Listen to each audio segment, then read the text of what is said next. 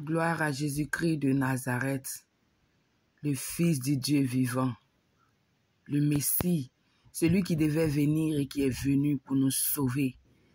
Celui-là qui a donné sa vie pour nous, que son nom soit béni. Je te rends gloire, Seigneur, je te dis merci. Merci infiniment pour l'œuvre que tu as accomplie à la croix. Merci de ce que tu n'as pas branché. Merci de ce que Jésus-Christ, tu as accepté l'humiliation. Tu as accepté, Seigneur, toi qui es le Dieu vivant, toi qui es le Dieu puissant, toi qui es capable d'ordonner et tout va s'exécuter selon ta volonté. Tu n'as pas branché ce jour-là. Comme un agneau qu'on envoyait à la boucherie, tu n'as rien dit parce que tu voulais que nous soyons sauvés. Tu as accompli l'œuvre que personne ne pourra accomplir. Je veux bénir ton nom ce matin, Jésus-Christ de Nazareth. Je veux te rendre toute la gloire, toi qui es le fidèle.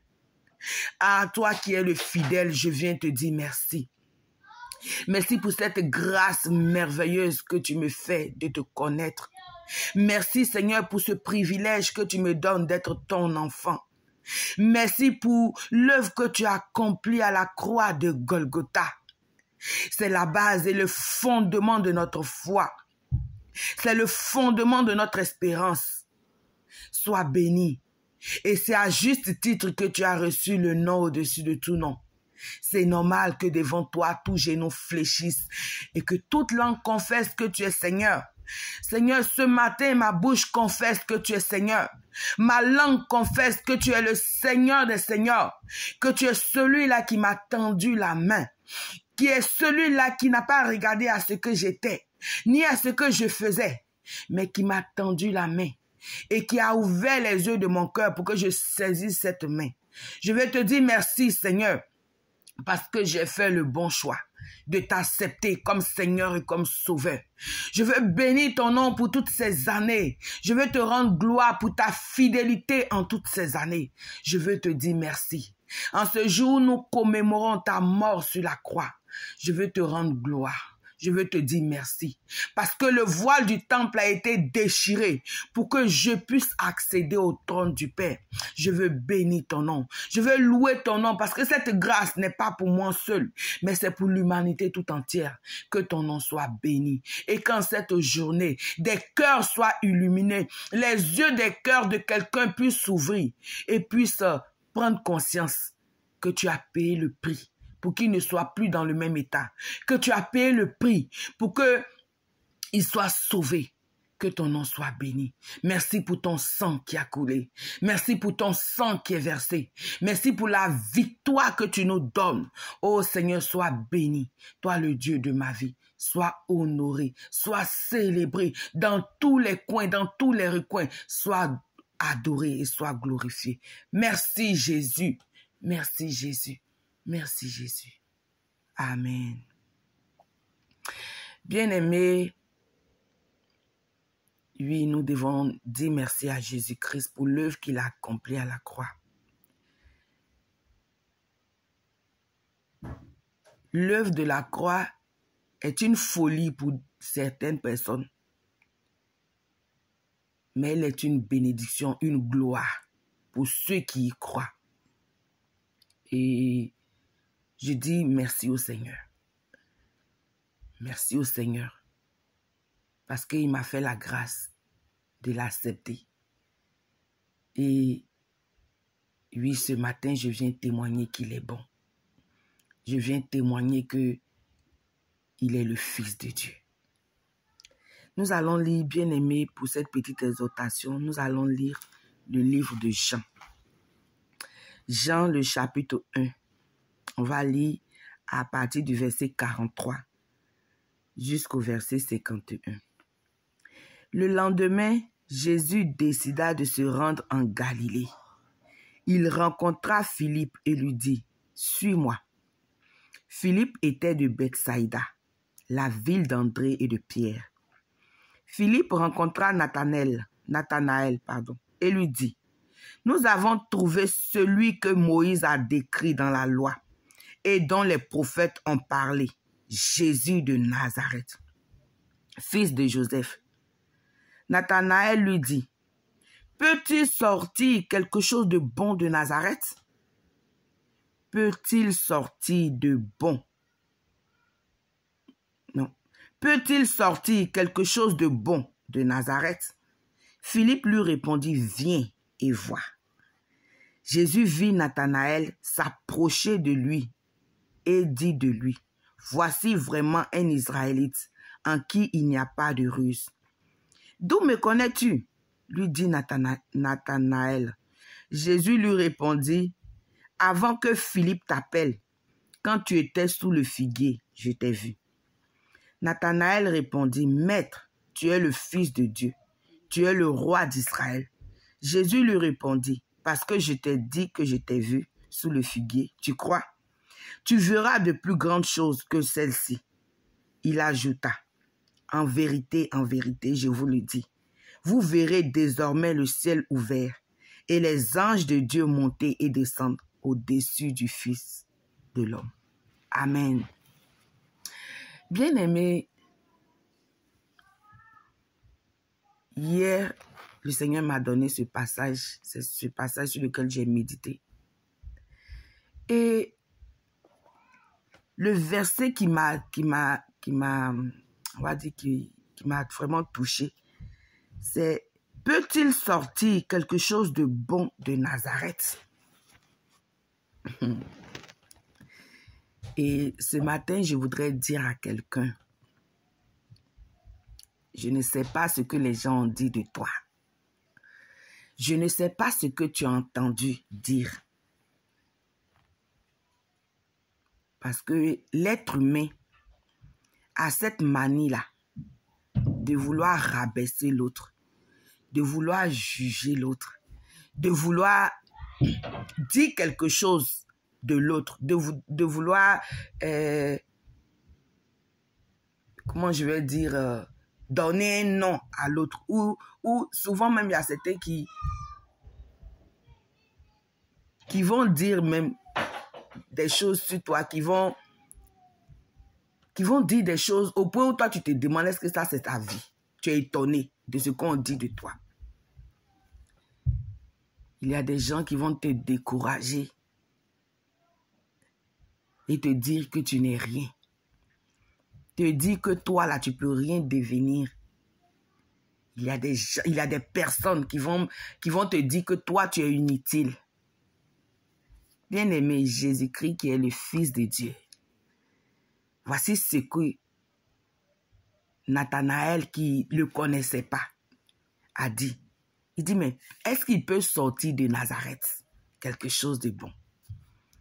Nazareth, c'est une petite ville. Et on dit, le roi des rois, le Messie, doit naître, doit venir. Donc, peut-être pour Nathanaël, il va venir d'une ville prestigieuse, d'une belle ville. En fait, c'est ça. Les gens s'attendaient à ce que Jésus naisse, ou bien Jésus vienne, qu'il soit dans une famille riche. Quand on dit roi, c'est quelqu'un qui a des richesses. Quand on dit roi, c'est quelqu'un qui est vêtu d'or, vêtu de diamants et autres, qui est dans une maison luxueuse. Tout ça là. C'est-à-dire que l'apparence, l'homme regarde à l'apparence, mais Dieu regarde au cœur. Bien-aimé, je veux te dire que tu n'es pas n'importe qui. Ne laisse pas ce que les gens disent là. Ne prends pas cela en considération au point de toi-même là penser que tu es vraiment ce que les gens disent. C'est ce que Dieu dit de toi qui est important. C'est ce que Dieu dit de toi. C'est ça que tu dois prendre comme pour acquis. Et qu'est-ce que Dieu dit de toi? La parole de Dieu dit à celui qui croit. La parole a donné le pouvoir de devenir enfant de Dieu. Tu es un enfant de Dieu. Tu es un enfant de Dieu. Et pour toi, Jésus-Christ est mort. Aujourd'hui, nous commémorons la mort de Jésus sur la croix. Bien-aimé, tu n'es pas n'importe qui. Pour toi, le Fils de Dieu est venu sur la terre. Pour toi, Le roi des rois a quitté son trône de gloire. Il est venu. Il s'est humilié. Il est né dans une petite ville. Marie et Joseph étaient des personnes modestes. Joseph était charpentier. Il n'était pas le roi. Il n'était pas le premier ministre. Il était un charpentier. Mais c'est de cette petite ville-là est sorti le Messie. Est sorti le roi des rois.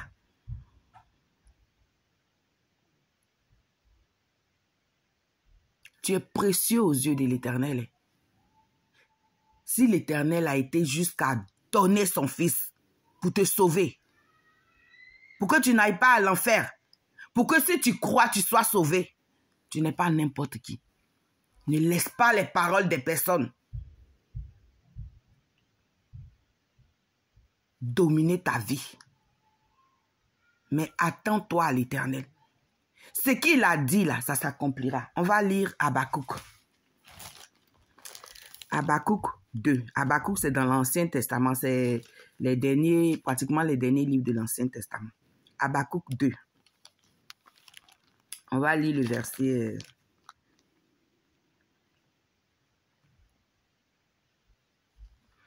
verset 3b, qui dit « Attends avec confiance, même si cela paraît long, ce que j'annonce arrivera, à coup sûr et sans retard. » Et si, en tout cas moi dans ma version, au début là, c'est mis la réponse de Dieu.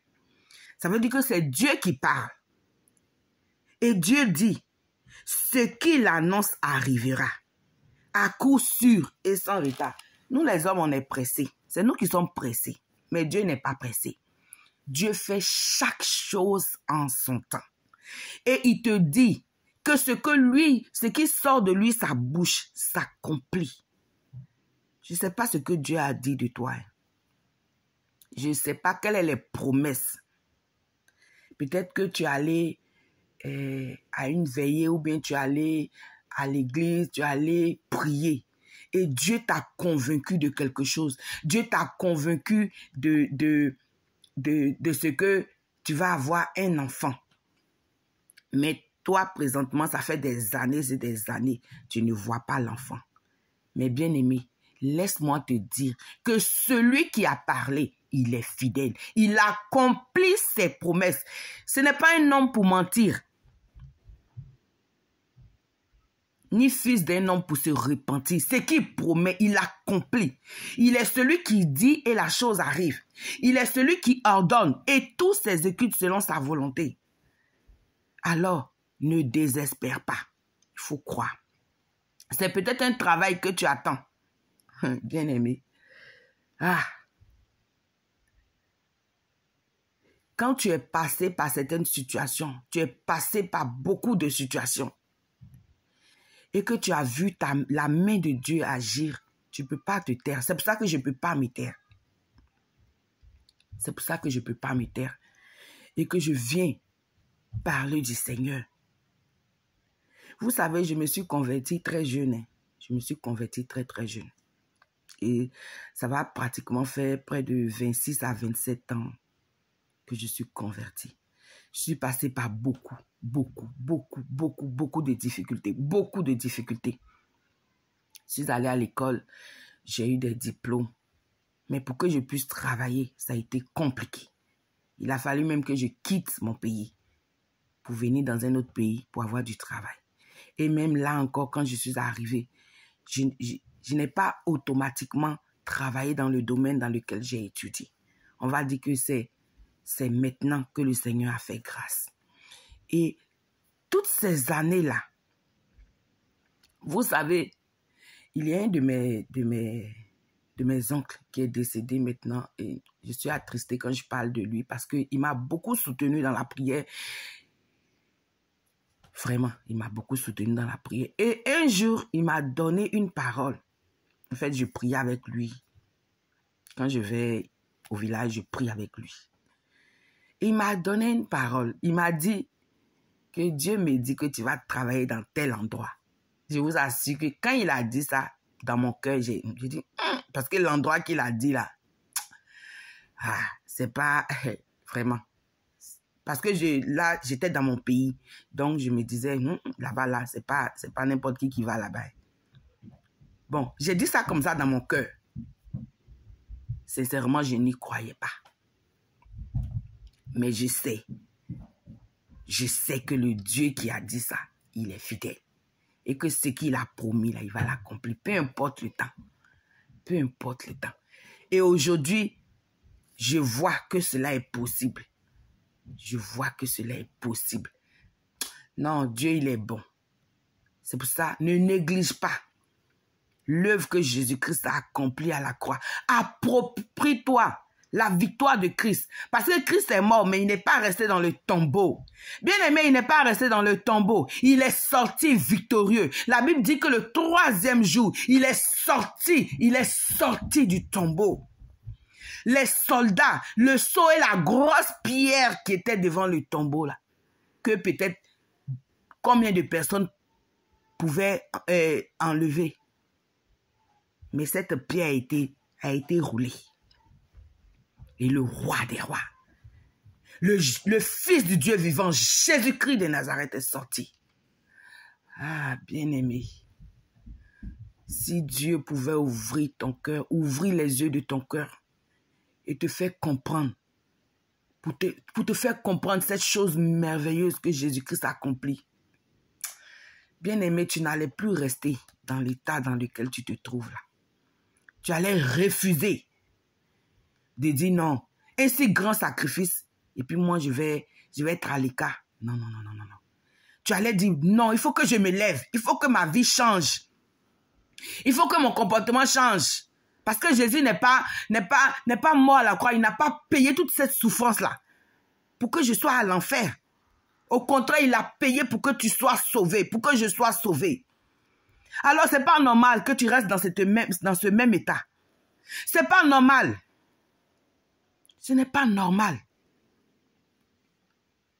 Le prix a été déjà payé. Le voile du temple a été déchiré. Avant, pour pouvoir aller rencontrer Dieu, pour pouvoir aller parler à Dieu, il faut aller dans la chambre haute. Et c'est pas tout le monde n'avait pas accès à la chambre haute. C'était le sacrificateur. Et le sacrificateur, même pour qui il aille là, il faut que lui fasse des sacrifices d'abord pour lui-même parce qu'il est pécheur. Mais je bénis le nom de Jésus-Christ. Oh, je rends gloire à l'Éternel. Parce que la Bible dit que le voile du temple s'est déchiré. De sorte que maintenant, on n'a plus besoin des sacrificateurs. On n'a plus besoin d'aller à Jérusalem pour adorer. Je suis dans ma chambre et puis je parle avec Dieu. Je suis dans ma chambre et puis je parle au Tout-Puissant. Je suis dans la douche et puis je parle avec Dieu. Je suis dans la voiture et puis je parle avec Dieu. Bien aimé, le salut pour nous est là. Il est là. Il est là. Il faut que tu prennes conscience. Il faut que tu prennes conscience. Et que si tu ne connais pas encore le Seigneur, là, tu lui donnes sa vie. Tu lui donnes ta vie, pardon. Il faut que tu lui donnes ta vie. Pour ne pas qu'au dernier jour, tu grinces les dents. Parce que de la même manière, la venue du Christ, la naissance du Christ a été prophétisée. Et que des années plus tard, il est arrivé. Ça fait près de 2000 ans que Jésus a dit, je reviens bientôt. Certains s'amusent à dire, ah mais son bientôt là, c'est lointain. Hein. Bien aimé, la Bible dit que devant Dieu là, 1000 jours, c'est comme un jour. Est-ce que tu comprends? Donc, au lieu de rester là, dit, mais Jésus a dit qu'il revient, mais depuis, il n'est pas encore revenu. Bien aimé, arrange ta vie. S'il vient te trouver à l'instant T là, est-ce que tu es prêt? Est-ce que tu es prêt s'il vient là? S'il vient à la seconde qui suit là, tu es prêt? Arrange ta vie.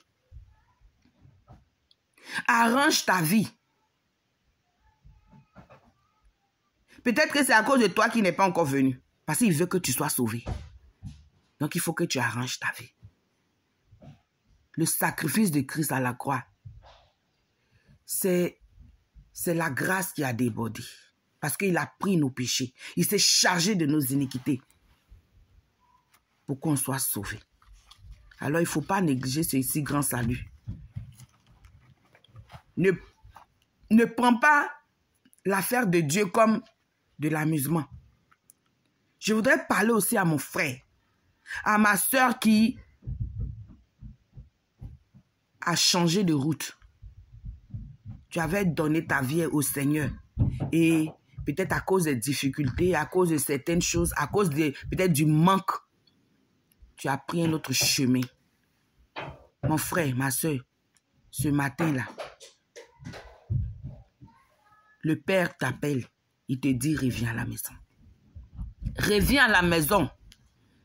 Reviens à la maison.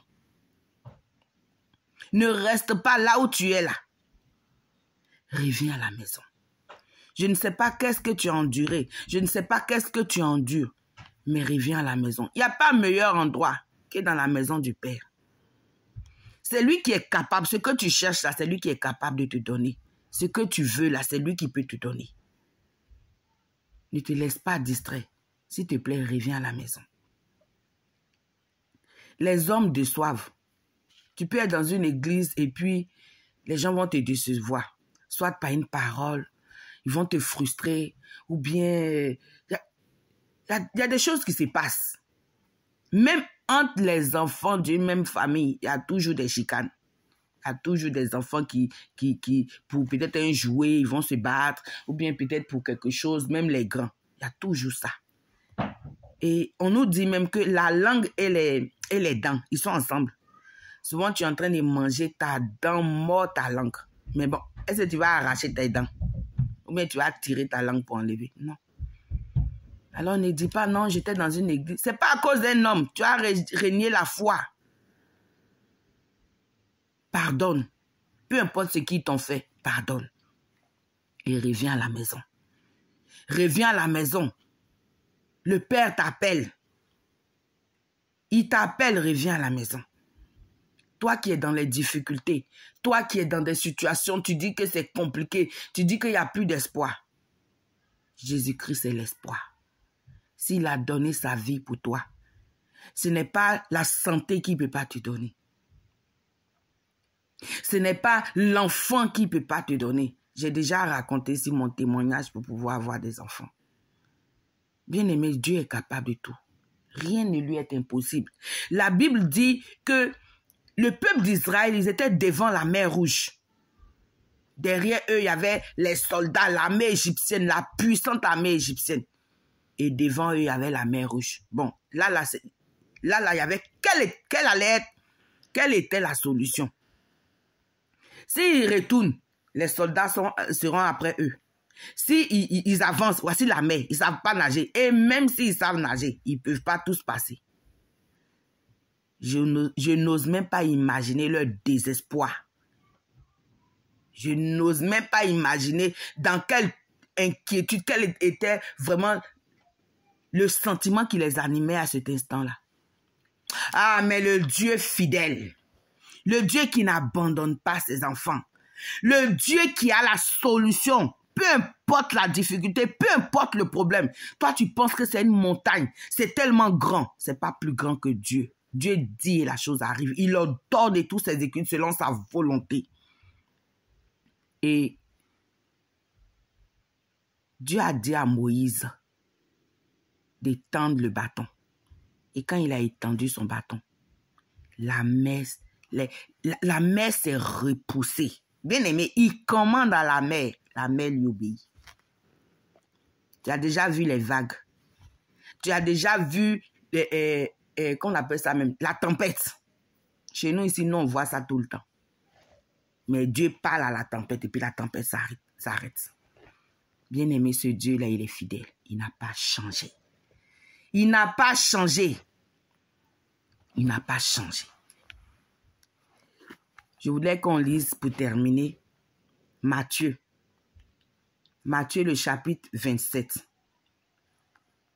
Et on va lire à partir du verset 39b.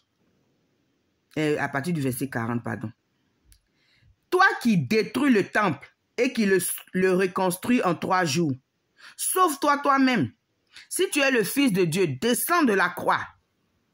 Les chefs des prêtres, avec les spécialistes de la loi et les anciens, se moquaient aussi de lui et disaient, il en a sauvé d'autres et il ne peut pas se sauver lui-même. S'il est roi d'Israël, qu'il descende maintenant de la croix et nous croirons en lui. Il s'est confié en Dieu, que Dieu le délivre maintenant, s'il l'aime. En effet, il a dit, je suis le Fils de Dieu. Les brigands crucifiés avec lui l'insultaient, eux aussi de la même manière. De midi jusqu'à 3 heures de l'après-midi, il y eut des ténèbres sur tout le pays. Vers 3 heures de l'après-midi, Jésus s'écria d'une voix forte, Élie, Élie, lama sabachthani.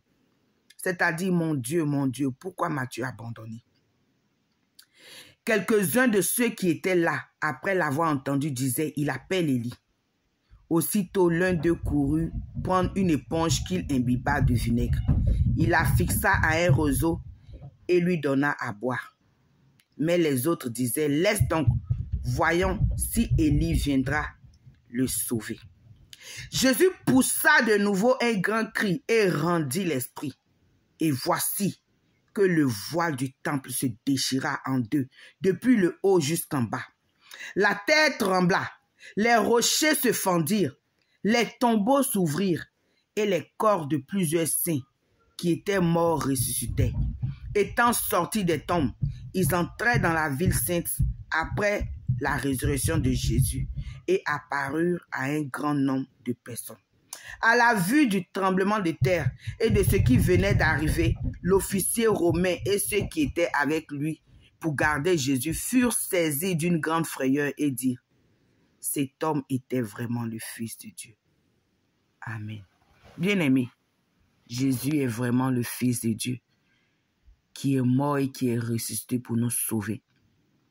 Si tu ne le connais pas encore, accepte-le comme ton Seigneur et ton Sauveur. Et si tu le connais, garde la foi. Peu importe les difficultés, garde la foi. Persévère jusqu'au bout. Jusqu'à ce que, persévérons, bien-aimés, persévérons. Jusqu'à ce que le jour arrive. Jusqu'à ce que le jour de notre Seigneur arrive. Bien-aimés, shalom. Shalom, shalom. Merci.